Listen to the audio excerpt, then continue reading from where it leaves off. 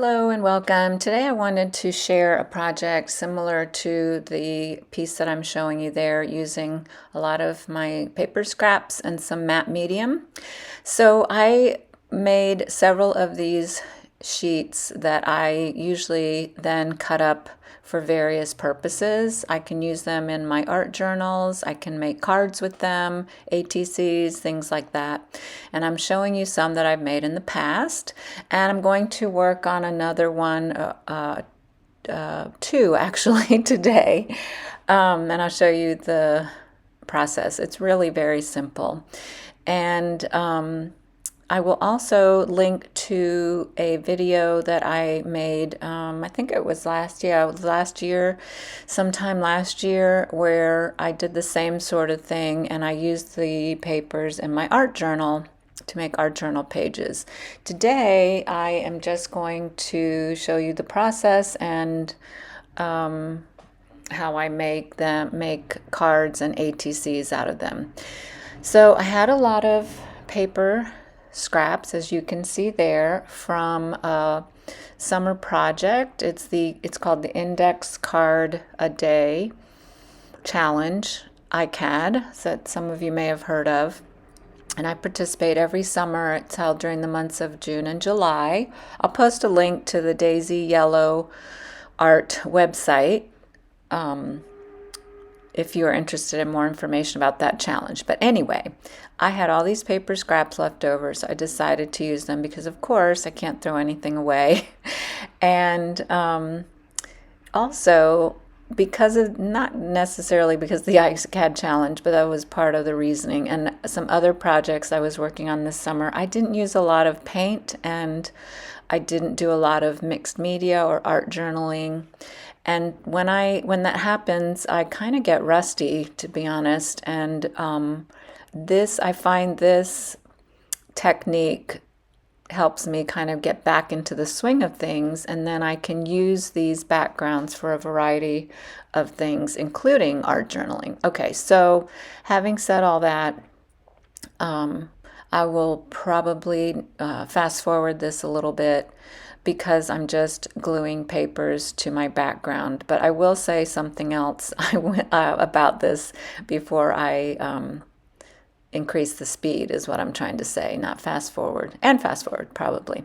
So anyway, I'm using matte medium because it's just a little bit quicker, and sometimes I get lazy or impatient, and so instead of using my glue stick, which also would work fine, I use the matte medium. But another reason is because I'm going to put paint on top, and I like to use matte medium under on top of papers and under paint, because I think the paint spreads easier and it doesn't soak right into the papers right away if the matte medium wasn't there. So hopefully that makes sense. I'm going to pause the video a moment and move on to the next step. So that paper is finished and everything's dry. I've picked out 3 colors of paint. That's how I like to do it, and I like to spread the paint around with my brayer. You can use a brush, you can use your fingers even, and you don't have to use 3 colors. You can use 2, you can use 5, whatever you want to do. But that's how I like to do it, and I like to just work fairly quickly. I'm just spreading some of that extra paint into a book that I have next to me, and a book page. And I try not to think too much about it and just keep going. I have another page that I have completed, and I'm just blotting some of the paint so that I can move on and hopefully not mix up my paints too much. So you can kind of see how it's just kind of messy. I'm not thinking too much about it and working quickly, although I have increased the speed of this video. I don't work that quickly. So I did want to dry a little bit so that my colors don't mix too much. By the way, there's a flower and a leaf at the top right-hand corner that you'll see in this video from time to time. That was one of my scraps, and I thought I would use it, but then I never did, so just ignore that. I decided to use a pencil as you see there, to make some marks. And I like to do that too. If you don't want to do a pencil, or in addition to a pencil, you could also use some stamping, things like that. So the process of this technique is really interchangeable. You can do these steps in any order that you want. And next I'm using my stencils and some white paint. I usually add white, black, or gold, or all three actually. In this case I decided to use white, and I don't use the entire stencil. I just do use sections of it, and again just moving along fairly quickly. And even though I'm going to be cutting up this piece into smaller pieces, I do kind of want to make it a little bit cohesive.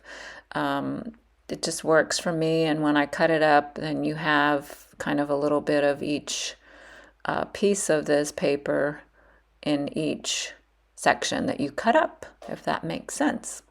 So I do, and what I do too is I just evaluate as I go along. After I use the white there, I look at it and decide, what do I want to do next? What do I want to add to it? And sometimes I kind of go overboard a little bit, like with this white stencil. I wanted to do just a little bit here and there, but I ended up doing a lot more. But I'm definitely stopping now. Okay, next I'm using this circle stencil. I decided to vary shapes that I use on this paper, and so that's another thing that is optional, but I like to do it. So I'm going to use some gold paint with a different stencil, a circular one. And again, I will stencil parts of this particular stencil in areas where I think it is needed. While that other paper is drying, I took another background that I had made. I made several actually, and I'm going to make another page. I'm using these neon colors, which I love. I'm trying to recreate another paper I made a while back, and I'm going to show you that one a little bit later. I decided to use some gesso to cover up some of those stronger papers, the papers in the background, because I don't want them to show too much. I had something particular in mind in this case that I'm trying to recreate, so usually I don't have anything like that in mind, but this time I do. So I'm just going to spread around, and you can see this time I am using a brush instead of my brayer, again, because I was trying to recreate a particular page. So I'll fast forward a bit. Now that that's all dry, I'm going to do some mark making like I did with my other pencil, and this time I decided to use a charcoal pencil for whatever reason. Again, making some lines and marks very quickly, not overthinking. I'm using this other color again because I used it in the other piece, which I will show you at some point, I promise. I have it next to me, so I'm kind of referring to it a little bit as I go along. And so you can see that before I used 3 colors and then the white and the gold, but this time I've used several more colors than that, and it all works out just fine, I think. So this may look like a mess right now, but I think it's coming together, don't worry.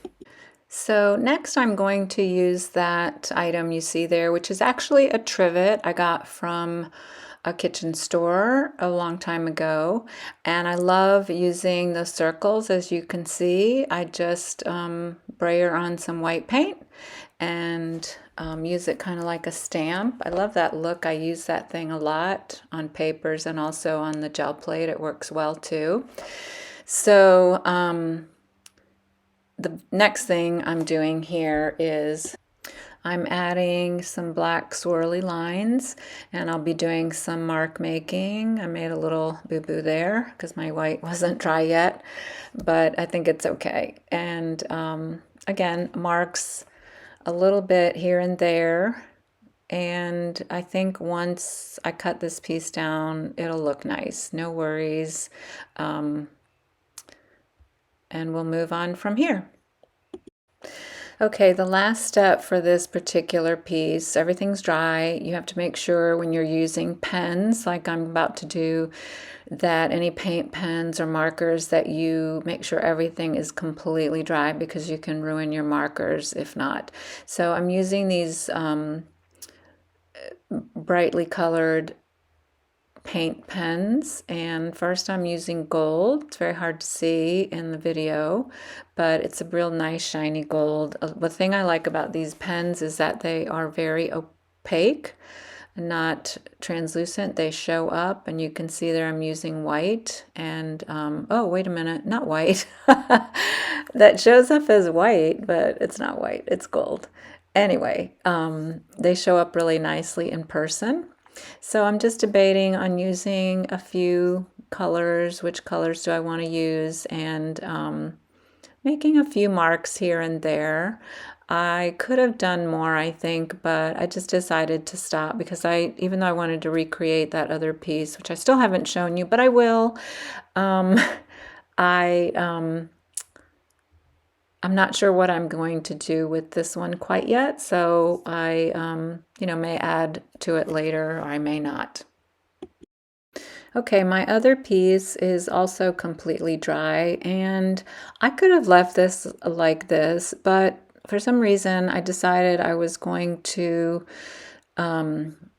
do some mark making inside of those circles, and also with my black pen, as you can see there. Wasn't really sure what I wanted to do, but I thought I would start off with black.